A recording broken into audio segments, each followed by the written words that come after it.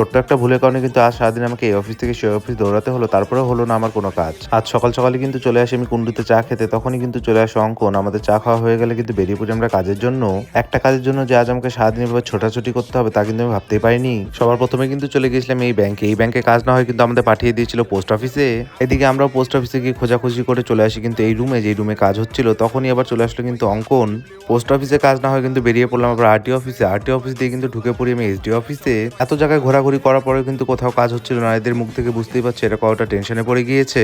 SD office থেকে কিন্তু আবার চলে আসি বিডিও অফিসে। সবাই কিন্তু শুধু এদিক থেকে ওদিকে পাঠাচ্ছিল, কোনো কাজই হলো না। এরপরেই কিন্তু আমরা চলে আসলাম তাই বলদিহাটাতে। বলদিহাটা গিয়ে কিছুক্ষণ দাঁড়াতে কিন্তু আবার চলে আসলো সোহেলদার সাথে দেখা করে কিন্তু বেরিয়ে পড়ি। আর বেরোতে বেরোতে দেখো প্রায় সন্ধ্যা হয়ে গেল। সেই 11টা থেকে যে কখন 6টা বেজে গেল আমরা কিন্তু বুঝতে পারিনি। তার মধ্যে সেই এক কাপ চা খেয়ে কিন্তু রয়েছি সারাদিনে। পরে কিন্তু চলে আসি টার্মিনাসের ক্যান্টিনে। টার্মিনাসের ক্যান্টিন থেকে কিন্তু আমি আমার জন্য রোল নিয়ে নেই। এরপরই আবার চা খেয়ে দিয়ে চলে আসি বাড়ি। আজকের মতো বাই।